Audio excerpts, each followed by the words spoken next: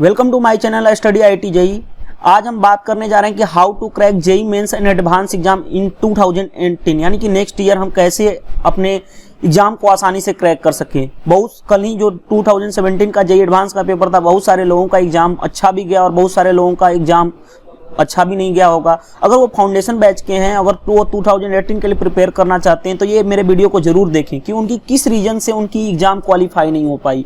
तो 7 रीजन है जिसके चलते वो एग्जाम क्वालिफाई नहीं करते, और जो एग्जाम क्वालिफाई कर पाए, अच्छे मार्क्स लाए, उनके पीछे भी यही 7 रीजन्स हैं कि वो आसानी से एग्जाम को क्रैक कर पाए।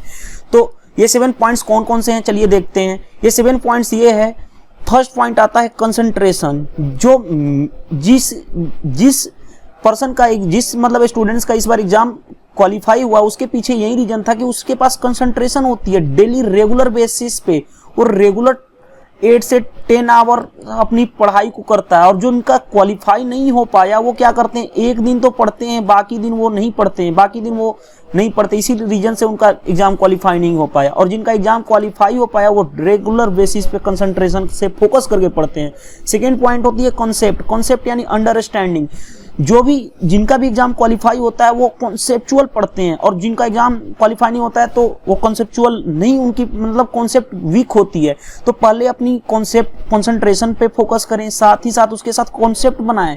कॉन्सेप्ट के साथ साथ आप शॉर्टकट नोट्स प्रिपरेशन करें, शॉर्टकट नोट्स बनाएं, शॉर्टकट नोट्स अपने आप से बनाएं। क्योंकि आपको सबसे बड़ी चीज है कि रिवीजन, डेली रिवीजन क्विक कैसे कर सकते हैं। अगर बहुत सारी मतलब हमारे पास नोट्स हैं, क्लास गए आए, बट उसकी अगर शॉर्टकट नोट नहीं बनाएंगे तो आपको फाइनल में जब जाएंगे, जब आपके पास 2 से 3 मंथ रहेगा तो आप क्विक रिवीजन नहीं कर पाएंगे, और हो सकता है आप टेस्ट दें तो भी क्विक रिवीजन नहीं कर पाएंगे। इसीलिए आपको शॉर्टकट नोट्स बनाने ही पड़ेंगे।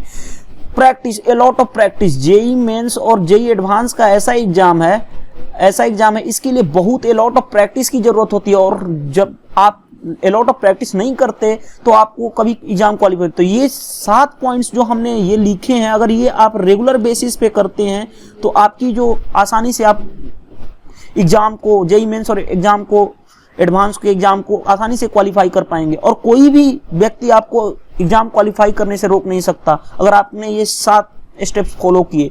अब selection of question, 5th point आता है सिलेक्शन ऑफ क्वेश्चन। अब जैसे मान लो हमने फर्स्ट अटेम्प्ट में क्वेश्चन को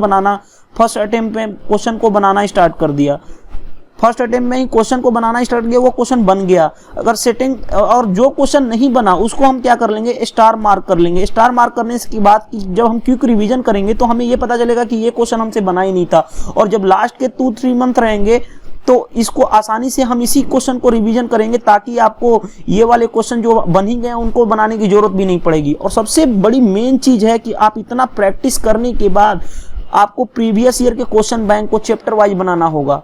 और जैसे ही चैप्टर वाइज बनाने के बाद एनालिसिस करना होगा कि क्या हमसे ये क्वेश्चन बन रहा है या नहीं। अगर नहीं बन रहा है, क्वेश्चन नहीं बन पा रहा है, तो आपके कॉन्सेप्ट में कोई ना कोई प्रॉब्लम है। तो आप सेकेंड स्टेप को फॉलो करें कि अपने कॉन्सेप्ट को पहले क्लियर करें। और साथ ही साथ आप वीकली टेस्ट दें, ताकि आपको ये पता चले कि मैंने कितना पढ़ा, कितने क्वेश्चन मिस्टेक किए और क्या उसके, और उस टेस्ट की एनालिसिस करना सबसे बड़ी इंपॉर्टेंट चीज़ है कि उसको टेस्ट की एनालिसिस क्यों नहीं, अगर करना है तो कैसे करें और किस ढंग से करें, कि हमसे इस बार कौन सा चीज़ें मिस्टेक हो पाई हैं जो फाइनल एग्जाम में, जो 2018 के एग्जाम में हम वो मिस्टेक ना कर पाएँ। तो अब 3rd पॉइंट होती है कि कौन कौन से सब्जेक्ट को कितना टाइमिंग दें, टाइम फॉर ईच सब्जेक्ट। जैसे मैथ है, मैथ के लिए आपको 4 आवर मिनिमम देने ही पड़ेंगे। अगर आप 4 आवर्स मैथ मिनिमम नहीं करते तो आपको प्रॉब्लम्स आएगी। केमिस्ट्री 2 से 3 आवर डेली कर लें, केमिस्ट्री मतलब इतने में आसानी से हो जाएगा। और फिजिक्स के लिए भी 3 आवर्स का टाइम दें, क्योंकि सबसे बड़ी चीज़ है math A lot of practice की जरूरत होती है। विदाउट प्रैक्टिस मैथ में आप कुछ नहीं कर सकते। आपको कॉन्सेप्ट भी क्लियर हो फिर भी आप नहीं कर सकते।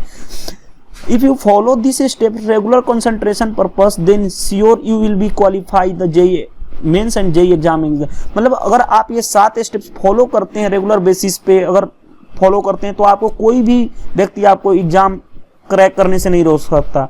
तो इस तरह से ये वीडियो अगर आपको अच्छा लगा तो आप